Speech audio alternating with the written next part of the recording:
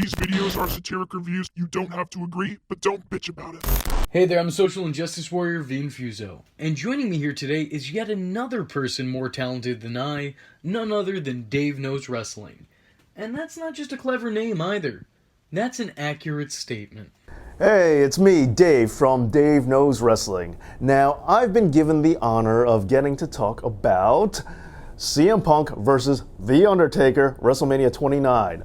Now, this is a big match because, sadly, it's the final win for The Undertaker in his famous winning streak at WrestleMania. And on top of that, it also took place in my backyard, the New York, New Jersey area, MetLife Stadium, or Jet Stadium, or Giant Stadium, whatever you want to call it. This match was big, not just because it was the final match of the streak, once again, much to my dismay, but also because there was a ton of backstory going into it, way before they even started feuding. Now, let's go back to the beginning of this. Now, according to a lot of backstage rumblings and rumors and reports and interviews, now once again, I don't know if any of this is true, but there were musings that backstage, CM Punk and The Undertaker didn't really like each other. Here's the story. According to some sources, way back when CM Punk was about to win his first ever world championship with the company, allegedly The Undertaker, when he was told about it, said, "Really?" And then afterwards, the story continues that Undertaker was questioning CM Punk about his professional conduct or his dress code. CM Punk said, well, John Cena can get away with it, and he didn't seem to care, and he was kind of disrespectful to The Undertaker back. And as a result, The Undertaker said, oh, okay,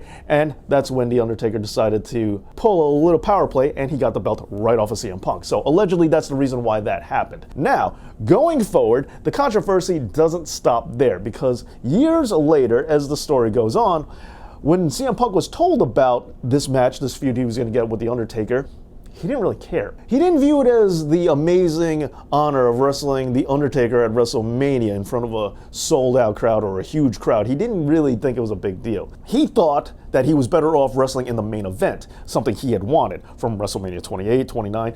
You know, he didn't like the idea that The Rock and Cena get the main event, or, you know, The Rock particularly since he's a part-timer. He thought that all the work he did, he was supposed to get into that main event. Also going forward to WrestleMania 30, which he didn't even get to compete in because he left. He viewed wrestling The Undertaker at WrestleMania as being a step below of what he deserved. Now, here's some piece of information that contradicts what other reports I've also heard. Now, allegedly, there were some people saying that CM Punk requested to actually end the streak. He would have enjoyed that more, but because of their prior history, The Undertaker said, nah, I don't think so. But there were other people who have said that CM Punk did quite the opposite, was offered to break the streak, but he refused out of respect for The Undertaker. Who's to say which is right? I don't know, because I wasn't there. Now, not done yet, because it still wouldn't be CM Punk if we didn't have even more controversy. Now, this year, if you remember, they were building up that the right to face The Undertaker at WrestleMania in and of itself was an honor that wrestlers had to compete for and earn, which I thought that was cool. CM Punk wound up challenging for the right to face Taker at Mania, strictly out of pride, which I think fit in well with Punk's character at the time. He was just coming off his run as one of the longest reigning WWE champions of all time. So what better way of further solidifying his star power and place in wrestling history than challenging and seeking to end the most notable streak in the WWE universe?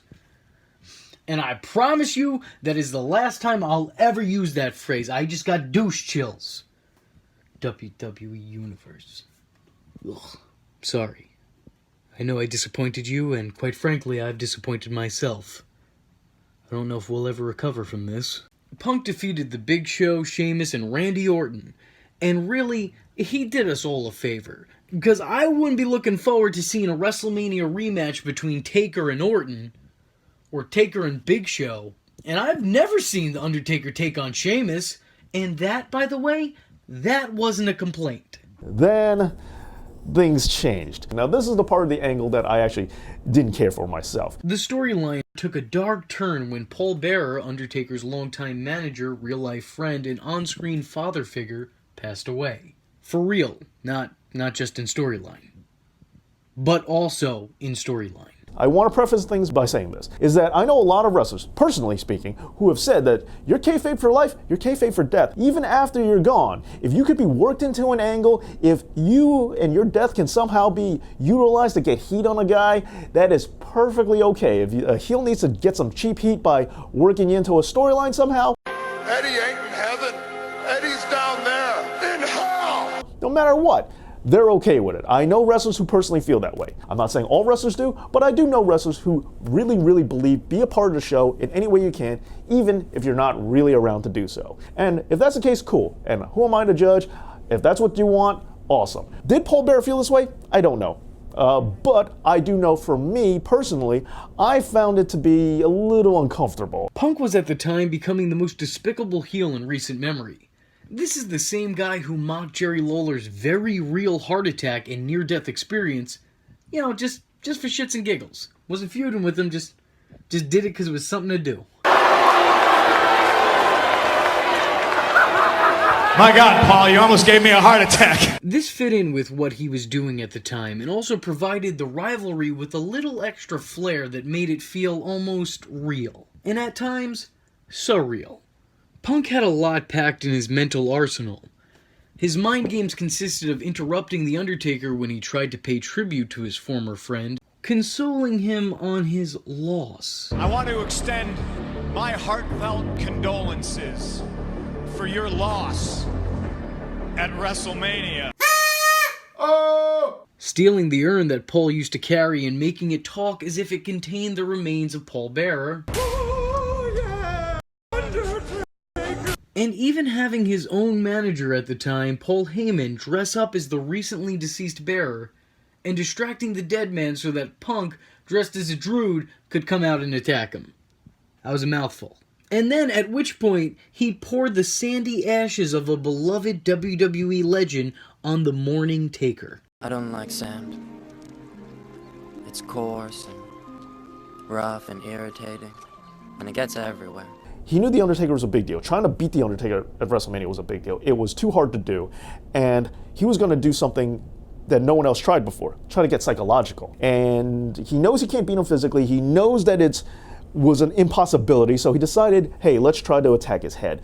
First, we attack his heart. By incorporating things like mocking Paul Bearer, being disrespectful, slapping him in the face, insulting him, doing his moves, showing that you have so much bravado that you don't care that he's The Undertaker. And that was how he was going to try to win, by intimidation alone. But now, finally, on to the match itself, going into the actual match. Now, this part was great. I thought it was a great match. Punk entered to a live performance of Cult of Personality, as The Undertaker entered looking like the Lord of the Underworld. What I find really interesting is Punk's initial reaction to the Phenom's presence. Whereas every one of Undertaker's past opponents gave a look of unsurety or just plain fear. Hell, even Jake Roberts sold that. And he was one of the most creepy and intimidating men to ever grace a wrestling ring. You think I'm kidding? Look at that mustache. You want to meet that guy in a back alley? I don't. Punk, however, remained fired up and more than ready to dispose of the former American badass. And again, that's following the entrance of Hades over here. I also like his attire, which kinda seems like a callback to his days as the Lord of Darkness.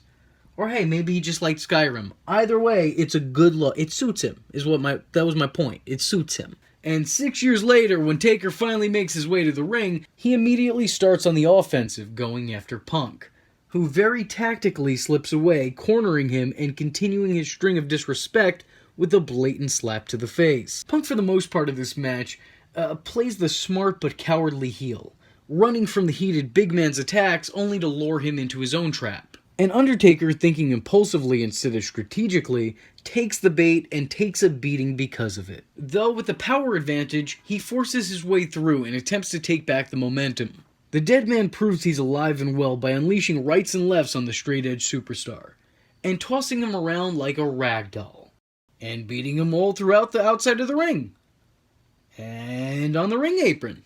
While Punk may have not shown any fear initially, or worry for that matter, the same cannot be said for his manager, who spends the vast majority of the match flipping out and selling more than Punk the danger of this match and the statistical likelihood that his client was leaving this a loser. Their back and forth feels real because you can see signs of a struggle between both men. It doesn't feel like choreography, like a lightsaber fight from the prequels. It feels real. It feels genuine. Like a lightsaber fight from the newer movies. Look guys, I'm sorry, they didn't do a lot of things right, but they did at least do that properly. It is true. Between the story and the actual match and how it's all played out, the counters, the attempted counters, the fact that CM Punk hit The Undertaker with his own moves just to add an additional layer of disrespect. Put some respect on my name. Put some respect on it. Paul Heyman talking shit, rooting Punk on, and holding out the urn to mock the keeper of the streak. Fame if he beats Undertaker tonight. This is the Holy Grail. All that and more made this feel real on so many levels, which is honestly not something you can say for all of the matches in the streak. Especially the first two handfuls. I'm glad that we got past it. That's all I'm saying. Not going to say any more than that. Both competitors looked like they were ready to risk anything and everything to be claimed the victor, and honestly, in my opinion, that's what wrestling should be. Not just a long series of spots until the match hits its actual finish. And let me also say, I'm not a huge fan of 50-50 booking. I think it falls under an eye for an eye makes the whole world blind category. You know, a loss for a loss makes the roster a bunch of losers. But this match, in a more direct sense, had the perfect 50-50 booking. There was just as much give as there was take. Undertaker looked powerful and CM looked smart. Taker would overpower and outmatch the Second City Satan throughout, but Punk would continually outwit the Lord of Darkness. Each man gained and lost the upper hand. Each man fell victim to a quick counter, and each man seemed like they had their endurance tested. Taker surviving an elbow drop through a table, that was Japanese apparently, and Punk kicking out of a chokeslam and a tombstone. My biggest problem with it is there were a lot of finisher kickouts. I didn't particularly care for that. I tend to not like that in general. I like finishers to be finishers, and I also like to see a little more chain or moves chaining together. There was definitely some of it, which I liked. I would like to, I could change a few things here or there, but the things that were in it really added to the story. I thought if you added too much chain to this, it wouldn't make any sense. And what I really loved about it was it seemed like CM Punk was honoring or paying tribute to The Undertaker in the match. Well, we all know that CM Punk does a lot of his, Macho Man nods or his Bret Hart elbow from the second rope. He does a lot of references to wrestlers he likes. And with The Undertaker, when he was going for old school against The Undertaker, and when he was doing The Undertaker's pin and mocking him and all that stuff, just to get shut down, it seemed like he was really just nodding to The Undertaker in the match while The Undertaker always got the upper hand. As the heel, he tried all these things, but then he failed at it, which I liked and I thought was good storytelling. This was head and toes better than their previous encounters from years back. As a matter of fact, the two feuds are hardly even comparable, despite that they included the same exact people. The fantastic part of the storytelling is every once in a while, when The Undertaker would kick out when he wasn't supposed to kick out, or if The Undertaker locked eyes with CM Punk, you saw the look of fear as CM Punk completely switched gears and completely dropped face, and I love the way he sold it. And that's what put The Undertaker over. That this was an attempt at trying to get, psychological warfare. This was an attempt to try and get in the head of the dead man, and yet you failed. And that's what I thought really put The Undertaker over, that it made him not just win, but you showed The Undertaker is scary. That even if you're trying as best as you can to get in his face and not be afraid of him, sooner or later, The Undertaker's gonna get you. And that was the tale that was being told. One of the moves stand out, even though I don't really like no selling of finishers, was when CM Punk hit The Undertaker with the GTS. Undertaker falls into the ropes and goes back towards CM Punk to turn it into a tombstone. I didn't particularly care for the fact that The Undertaker no-sold the GTS, but a couple things. One, he's The Undertaker, so he can no-sell a lot of things, and I've forgiven it. And also the other thing was, if you looked at it, he didn't get full contact with the knee, so you could make the argument that he didn't really land the GTS perfectly. So I don't know if that was intentional or not, but you could also work that into a justification. So I know I'm making excuses for it, but still I really liked it. And I also really liked the spot when Undertaker was going for the last ride. Paul Heyman handed CM Punk the urn, and CM Punk used the urn to the back of the Undertaker's head, and then CM Punk goes for the Undertaker pin, where he crossed the arms and pinned him and everything, and then The Undertaker still kicks out. So many things. There were so many great spots in this match, but it wasn't a spot fest because they were worked into a story, and that's what I truly enjoyed. So from a storytelling perspective, I thought this was a great match. And when it ended, of course it ended as it should have, which every WrestleMania match with The Undertaker should end, with The Undertaker winning and standing victorious. Sadly, this would be the last time in the streak we would see this. I wish it went on, but at least we had this amazing high note to go out on. If it had to go out, at least this was a good one. The final moments of this match are perfectly representative of the match itself and the struggle between the two throughout. At the end, Taker gets the 3, takes back his urn, and walks off into the mystic fog to a sign that reads 21-0. And his streak is safe for one more year. No, literally, one more year. That's it. Well, no spoilers. In my opinion, and I'm sure I'm not entirely alone in thinking this was the last good performance Undertaker would give at WrestleMania. And possibly the last good performance Taker would give in his career. And before you start typing in the comments, because I see you. That's right, I'm looking right at you, Jimmy. Yes, I remember the matches he had with Lesnar following the end of the streak. And guess what? I didn't like those either. This was the last, in my opinion, last good match that Taker had.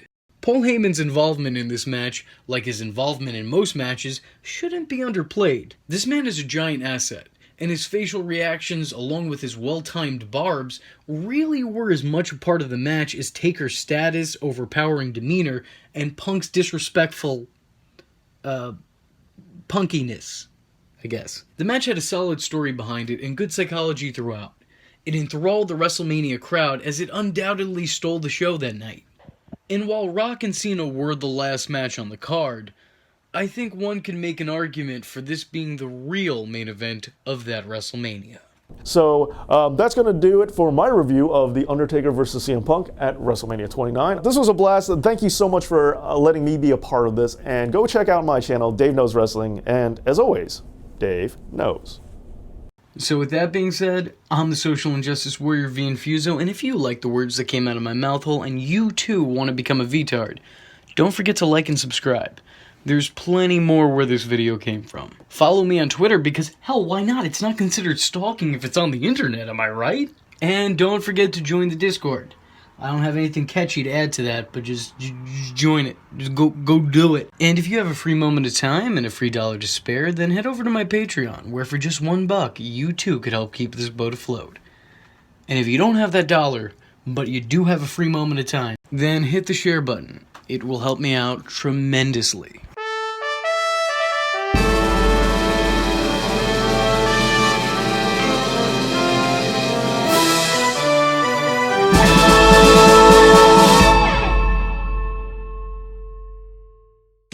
VTart, oh.